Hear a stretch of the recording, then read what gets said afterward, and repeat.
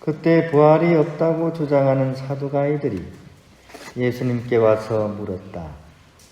스승님, 모세는 어떤 사람의 형제가 자식 없이 아내만 두고 죽으면 그 사람이 죽은 이의 아내를 맞아들여 형제 후사를 일으켜 주어야 한다고 저희를 위하여 기록해 놓았습니다.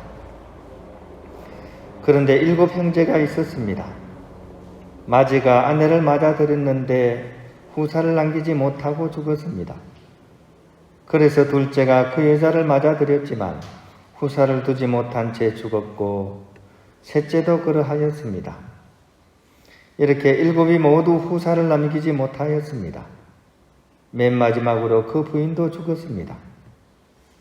그러면 그들이 다시 살아나는 부활 때 그 여자는 그들 가운데 누구의 아내가 되겠습니까? 7이 다 그 여자를 아내로 맞아들였으니 말입니다. 예수님께서 그들에게 이르셨다. 너희가 성경도 모르고 하느님의 능력도 모르니까 그렇게 잘못 생각하는 것이 아니냐. 사람들이 죽은 이들 가운데서 다시 살아날 때에는 장가드는 일도 시집가는 일도 없이 하늘에 있는 천사들과 같아진다. 그리고 죽은 이들이 되살아난다는 사실에 관해서는 모세의 책에 있는 떨기나무 대목에서 하느님께서 모세에게 어떻게 말씀하셨는지 읽어보지 않았느냐. 나는 아브라함의 하느님, 이삭의 하느님, 야곱의 하느님이다 하고 말씀하셨다. 그분께서는 죽은 이들의 하느님이 아니라 산 이들의 하느님이시다. 너희는 크게 잘못 생각하는 것이다. 주님의 말씀입니다. 평안을 빕니다.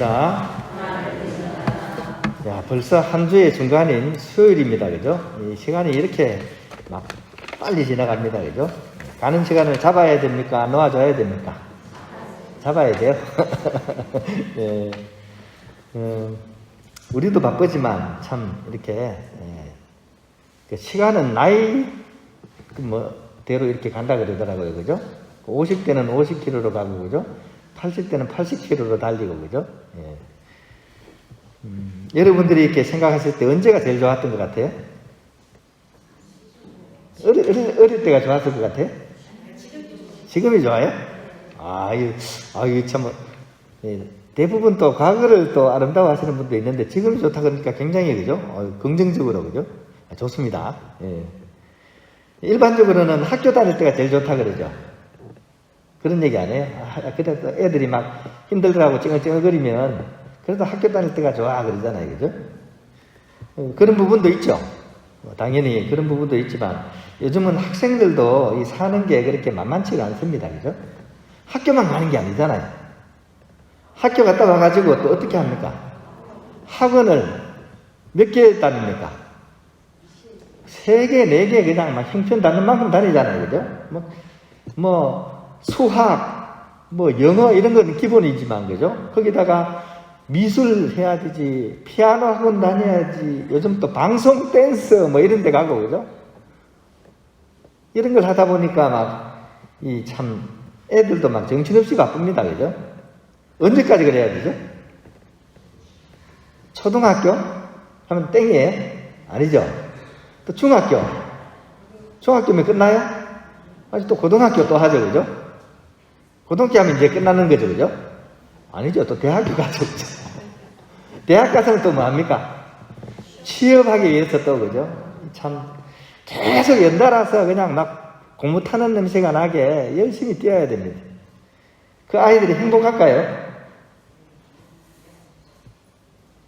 엄마가 시키는 것만 하는데, 엄마가 시키는 것만 해야 되잖아요. 그죠? 부모는 어때요? 부모는 부모대로 또 애들 뒷바라지 한다고 등골이 빠집니다. 그죠? 2사람이 벌어도 안 되잖아요. 요즘 과외비가 워낙 비싸니까. 이렇게 자란 아이들이 그러면 잘 자라나요? 물론 잘 자란 아이도 있지만 애들이 아는 거는 많습니다. 또이 하죠. 그죠? 요즘 애들은 똑똑합니다. 그죠? 머릿속에 막 지식을 막 들이부으니까 어릴 때부터 유치원생만 해도 옛날 유치원생하고 비교를 못 합니다. 하도 똑똑해가지고. 근데 이제 문제는 애들이 머리만 크는 거죠. 머리만 커져요. 머리만 커지면 어떤 일이 벌어집니까? 달리기 하다가 머리 큰 아이 어떻게 돼요? 머리 큰 아이는 잘 넘어지죠, 그죠? 삶의 그 달리기에서는 넘어지기가 쉽다는 얘기입니다. 똑똑해서 좋긴 하지만 그것 중심으로 사는 사람은 삶의 그런 가장 중요한 부분에서 취약하다는 거죠. 복음 속에 바리사이들의 또 오늘 사도가이가 오늘은 또 등장했죠, 그죠? 사도가이의 모습 속에서 우리는 머리만 큰 사람의 모습을 발견할 수 있습니다. 막 형사치수라 그러죠, 형사. 옛날에는 여자들이 귀하니까 이제 막 후사를 잇기 위해서 이제 형이 이제 후사를 못 이으면 동생이 이렇게 쭉 하는 그런 제도가 있었나 봐요. 이게 형수치사제도라 그러는데, 그래서 7형제에게 이제 후사가 없이 이제 죽었다. 그러니까 이 여자는 과연 그러면 누구의 아내가 되겠냐? 이게 이제 사두가이들의 그런 질문입니다. 굉장히 약은 사람들이에요, 그죠? 아주 곤란한 질문을 딱 해가지고 거기 답을 못하면 그걸 올가미 삼아가지고 괴롭히려고 하는 그런 저의가 깔린, 어떻게 보면 아주 또이또이한 질문이에요, 그죠? 뭐 어떻게 빠져나갈 구멍이 없게 토끼몰이 하는 거죠. 누구의 아내인가? 근데 사실은 이 질문은 정말 몰라서 그럴 수도 있습니다. 머리를 굴려서 올가미로도 썼지만 사실은 정말 몰라서 이런 질문을 할 수도 있어요. 무엇을 정말 모르는 걸까요? 이게 오늘 복음의 뒷부분, 예수님께서 설명하시는 부분입니다. 이 똑똑한 사람들이 어떤 똑똑이다? 헛똑똑이라는 거예요. 헛똑똑이. 가장 중요한 하느님과 하느님 나라의 실체를 이 사람들이 모르고 있다는 거죠. 그래서 헛똑똑입니다. 왜냐하면 하느님 나라는 희생이 깃든 사랑의 나라이기 때문에 자기만 바라보는 사람은 결코 이해할 수 없는 나라, 결코 이해할 수 없는 사람. 그래서 이 사람들이 알턱이 없는 것, 한자로 뭡니까? 알턱이 없는 게 무턱입니다. 무턱. 그래서 이제 예수님께서는 이제 설명을 해주시죠. 죽은 사람들이 되살아나고 그들은 천사들과 같아진다는 그런 말씀을 통해서 이 사람들이 보지 못하는 세계에 대해서 이제 설명을 해주는 거죠. 이 말씀의 핵심은 과연 뭐냐 하면 1차로 하느님의 능력에 대한 믿음을 가져야 된다, 이런 얘기죠. 하느님에 대한 이 놀라운 일이 벌어지는 이 모든 일을 하느님께서는 하실 수 있다는 하느님에 대한 믿음을 강조하시는 게 1차적인 내용이고, 2차적으로는 하느님에 대한 믿음은 그렇게 머리로 믿어지는 그런 아르마리의 지식이 아니다, 이런 얘기입니다. 오히려 나의 온 존재를 통해 가지고 믿어내는 이 믿음입니다. 그러니까 머리로 딱 생각하고 이해하고 이런 측면이 아니라 나의 온 존재를 던져야지. 흔히 하는 얘기로 올인을 해서 내가 이렇게 체험해 나가야 되는 그런 지식이요 지혜라는 사실을 강조하는 겁니다. 그 의미를 지니고 있는 것이 바로 아브라함의 하느님, 이삭의 하느님, 야곱의 하느님이라는 그 말씀입니다. 아브라함의 하느님, 이삭의 하느님, 야곱의 하느님. 이게 무슨 뜻입니까? 아주 옛날 조상들의 얘기를 꺼내는 거죠, 그죠? 근데 이 얘기는 무슨 얘기냐 하면, 그죠? 이 하느님은 그런 우리의 어떤 일상적인 시간관념으로서 이해할 수 있는 분이 아니라는 얘기입니다. 인간은 시간의 관념을 가지고 대상적인 관점으로 하느님을 파악하려고 하지만 하느님은 그거를 초월해 계신 분이죠. 우리한테는 이 사람들이 죽은 사람들이지만 하느님께는 어떻게 해요? 지금 현존에서 지금 하느님과 함께하고 있는 사람들, 우리의 시간관념으로서 하느님을 이해하려고 해서는 안 된다는 얘기예요. 반대로 우리 각자에게 있어서 하느님은 그런 조상들의 그런 하느님이 아니라 아브라함이 믿었고 이삭이 믿었고 야곱이 믿었지만 결국은 내 삶의 현존재에서 바로 이 자리에서 내가 생생하게 만나고 체험해야 되는 현재의 나의 하느님, 분도의 하느님, 데레사의 하느님, 베로니카의 하나님, 그런 의미입니다. 살아계신 주, 이런 노래 있죠. 이렇게 활활 살아계신 그런 하나님을 우리가 만나고 체험하고 살아가야 된다는 그것을 예수님께서는 강조하고 계신 겁니다. 우리가 좀 업그레이드가 될 수 있어야 돼요.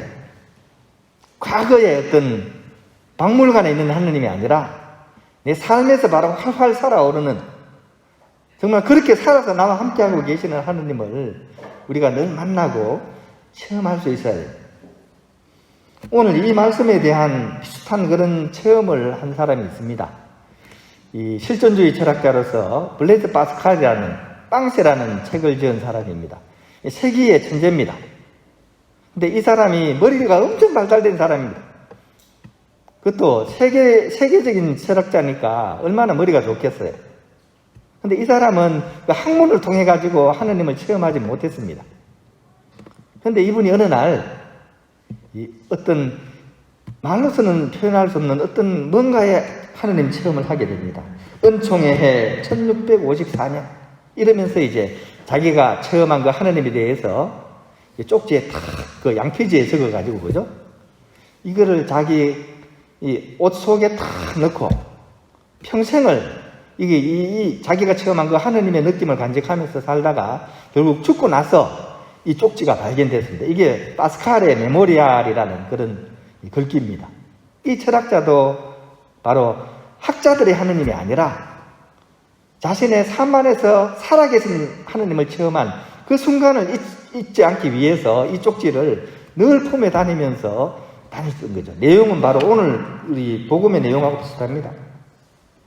은총해 1654년 불, 아브라함의 하나님, 이삭의 하나님, 야곱의 하나님, 확신, 감격, 기쁨, 평화, 예수 그리스도의 하나님, 나의 하나님, 그리고 너의 하나님. 너의 하나님은 곧 나의 하나님이시여. 하나님에게는 영원한 현재만이 있으리니 우리와 함께 언제나 변함없이 그리고 영원히 살아계시는 하나님, 바로 이분을 온 존재로 믿는 것이 우리의 신앙인 것을, 이런 내용을 이제 적어 놓은 것이 파스칼의 메모리알입니다. 제가 말씀드렸죠, 그죠? 하나님에 대한 것은 우리가 머리를 통해서, 아르마리를 통해서 믿는 것이 아니라 나의 온 존재를 통해서 그분을 이렇게 사랑하고 체험할 수 있도록 우리의 이렇게 일상들을 우리가 이렇게 깨어있는 마음으로서 좀 바라볼 수 있었으면 좋겠습니다. 그런 의미에서 바로 이 노래를 우리가 자주 불렀으면 좋겠어요. 살아계신 주, 해볼까요? 시작! 살아계신 주, 나의 참된 소망, 걱정 근심 전혀 없네. 노래 가사처럼, 그죠? 살아계신 하느님과 함께하면 이 고난 많고 고통 많은 인생이지만 걱정 근심 없이 그분과 함께 헤쳐나갈 수 있다는 그런 내용이 담긴 노래입니다. 오늘 이 복음 말씀 우리 다시 한번 묵상하면서 아브라함의 하느님, 이삭의 하느님, 야곱의 하느님이 바로 이 분도의 하느님이 될 수 있도록 깨어있는 마음으로 주님과 함께 살아갈 수 있었으면 좋겠습니다. 영광의 성부와 성자와 성령께